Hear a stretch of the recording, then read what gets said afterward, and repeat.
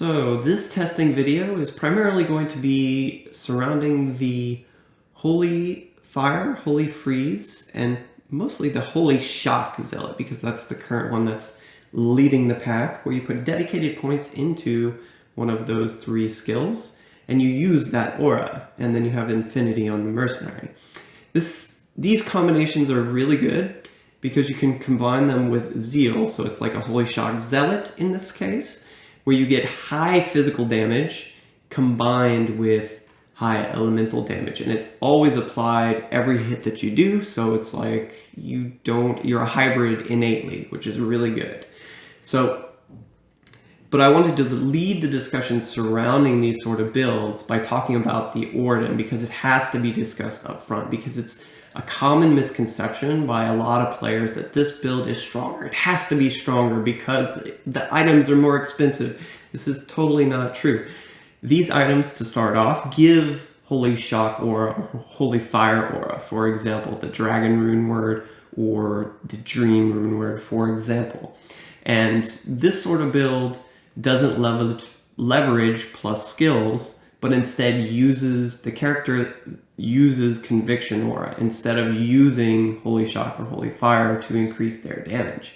And it ends up being less damage overall, mostly because this particular build is sharing an item slot. The shield slot where you could put a Dragon Rune Word is not available because you're using the Dream Rune Word. The Dream items also share a helm slot with Griffin's Eye, which gives a lot of lightning pierce. So particularly if you're running a Holy Shock variant, losing out on the Griffin's Eye is a huge damage decrease. Even though the Dream is also very high, you're still trading off items rather than just adding damage.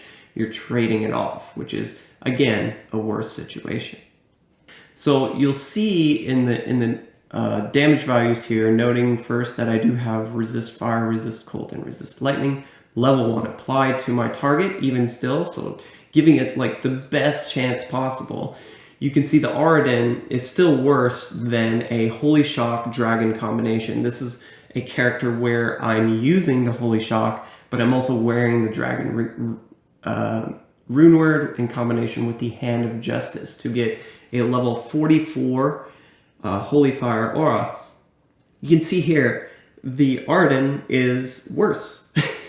Flat out just worse than this particular character when it comes to DPS at least. I can't say quality of life or anything like that, but at least when it comes to DPS, they are very similar, and this one seems a little bit better. And this is a hybrid. It's really like, it benefits from plus skills, but it also does not because you're using the items. So in that way, it's a hybrid, right? So I forgot earlier to apply battle commands. So the DPS values for those builds that actually use the skills, plus to skills, will benefit more than I was showing earlier, even still. So it's even a more dire situation for the Auradin than I was first thinking.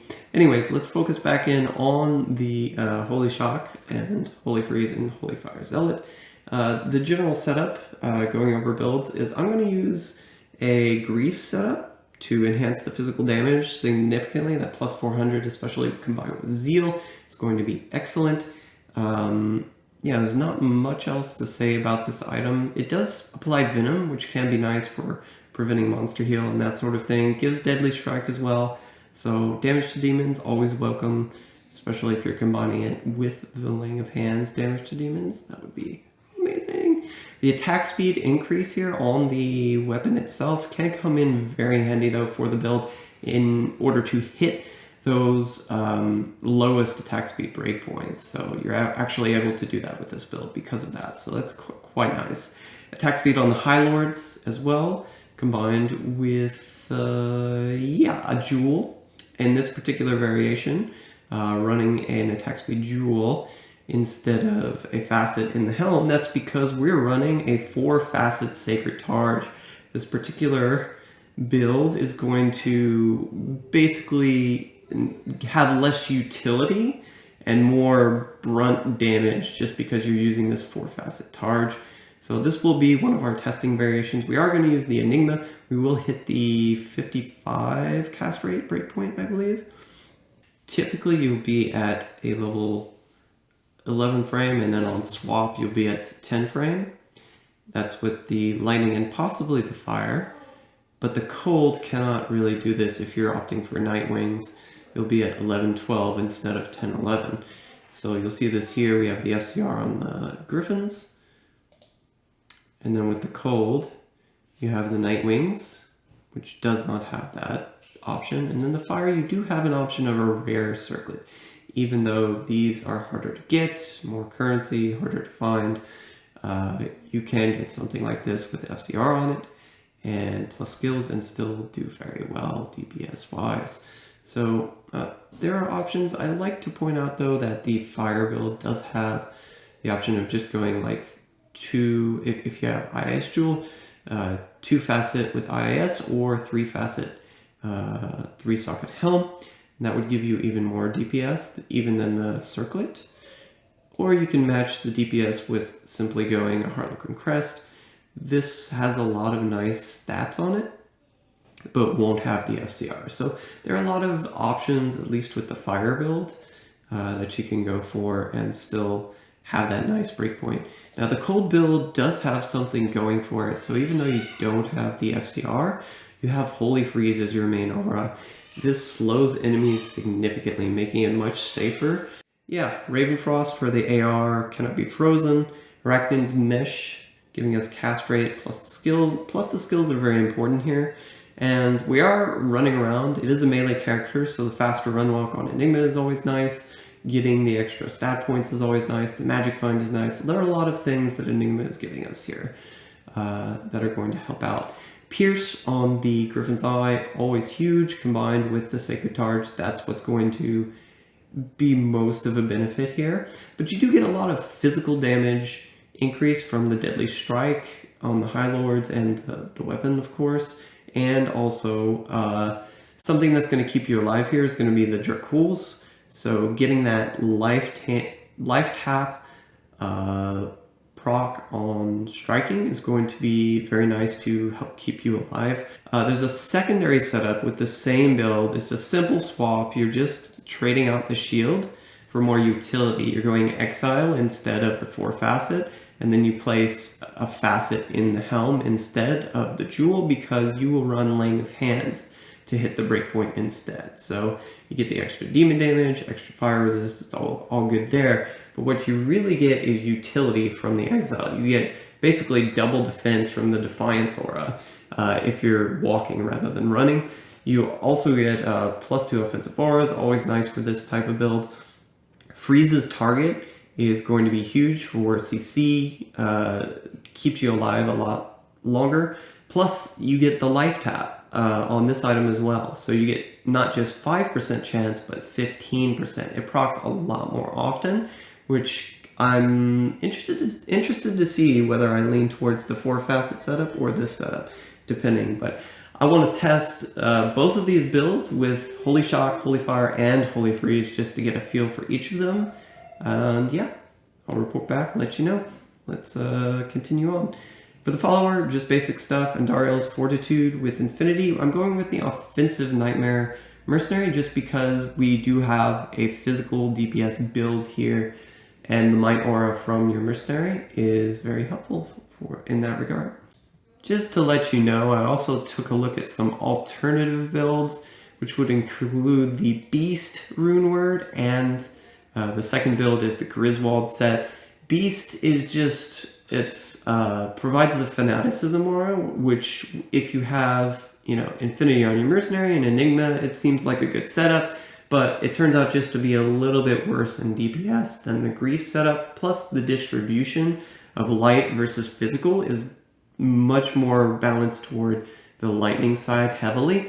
So it's not really, you're not really dealing 2 elements of DPS, which makes it much worse, even still. And then the Griswolds, you can pack, 12 facets in there, but if you have Infinity on a Mercenary but no teleport, it's going to create a situation where you don't have Conviction Aura applied to all of the enemies you're engaging, which results in lower DPS, even though if the paper DPS is higher.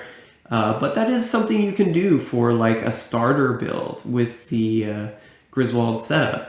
3 shell runes and an am rune, and then a couple of attack speed based items, right? And a couple of topazes, maybe cheaper facets. So this build, it's still fairly expensive, but it's something more affordable that you can do if you don't have infinity. For example, you can run like an obedience, you know, something like this, cheaper. Anyways, let's take a quick look at the DPS values that you can expect. Going down, we can see the light with 4 facet is going to be the strongest. Then we have the exile version. Then the cold with the facets, and the cold exile. And you'll see the physical damage is overtaking. That's because we have resistances applied currently. I can take those off.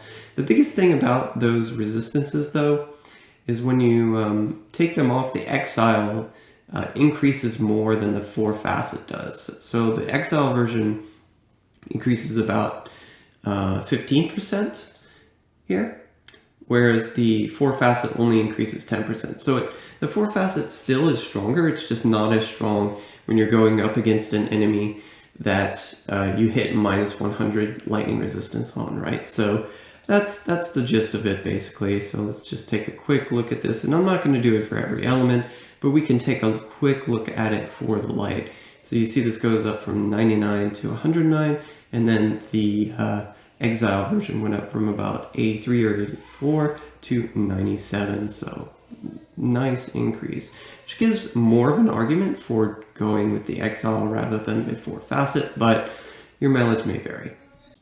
So after all this, how did it feel? Zeal does a pretty good job of spreading damage not only to multiple targets around you, but also single target in either situation. However, it does have a limit, and especially on the cow runs when I would get surrounded, it would be difficult. Maybe shifting some of that damage like they're planning to do from the main attack to the AoE portion, and especially having that stronger at the center, I think that could be a very good game plan, so I'm on board with that. So we had some pretty reasonable times here, about 5 to 6 minute cow runs, and about 4 to 5 minute bale runs for all of these builds. The main difference being the fire build we ran at players 3, the cold build we ran at players 5, and then the light build we ran at players 7. So each of these variants handled those difficulties just fine. Obviously the exile variation was better or worse in certain areas as compared to the 4 facet variation for each elemental type and on each difficulty. So, you know, in general though, I think the 4 facet shined on the cow runs because you didn't need as high of a % chance to proc your life tap because you had so many targets to hit.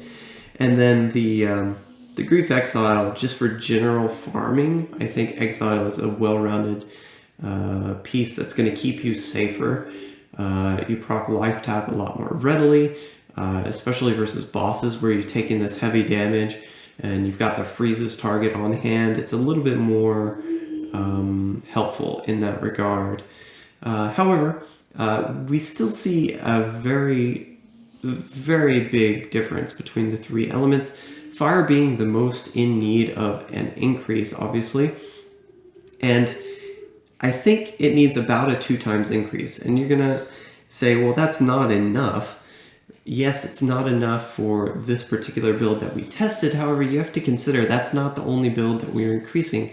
We not only have the plus to skills variants where we're putting our own skills into Holy Fire, we also have the Auradin-esque builds to where, you know, you might have a hybrid where you have plus skills in Holy Shock, and then you have items that have like Dragon and the Hand of Justice that come with a higher level Holy Fire than you would have possibly if you were to just put plus skills into it. So there is a possibility that this would increase more if you were to like balance around a less capable build. Since this is a more capable build though, we have forewarning, and if you were to increase this 2 times, you would still get about 110k DPS, remembering that our Holy Shock, if that is our target, you know, it's clearing player 7 fairly adequately. It's not as good as Auradin, mind you, but I kind of feel like it's a good balancing point to at least shoot for initially.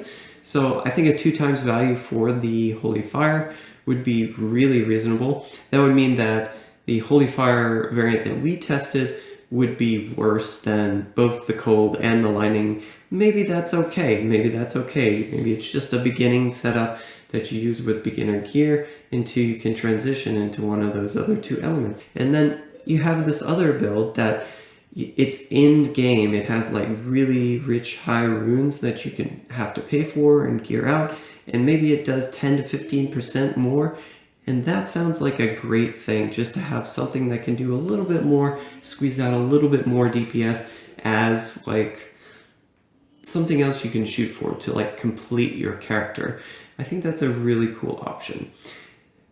Circling back to the Cold, still needs a DPS increase. You can see here 62 as compared to 83 when using the Exile, but I don't think it needs quite as much of an increase as the Fire does. So I'm going to recommend 1.6 times increase. So you would get somewhere close to, like this would be 78.4k DPS it would end up as, which is still below where our Holy Shock variant is. It's about 5k less, right? So, but I think that's reasonable considering that the Cold variant comes with so much utility.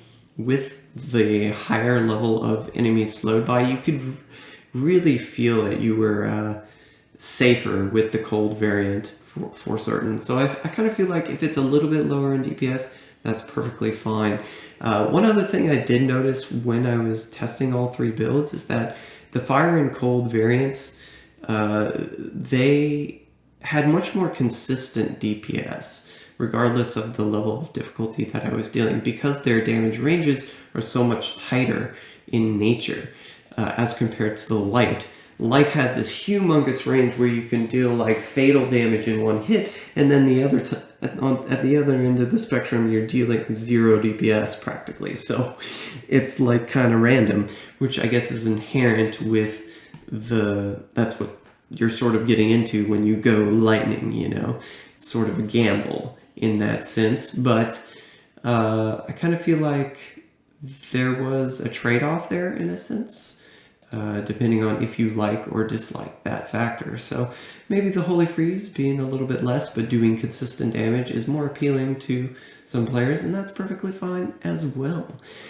We also have to keep in mind that this could be hybrid with something else. I don't really think a hybrid with Dream would out DPS that, but maybe a hybrid Holy Freeze Dragon, if you were to increase the Holy Fire by 2 times, this would increase to 92k, and then the Cold from 25, 1.6 is about, what, 40?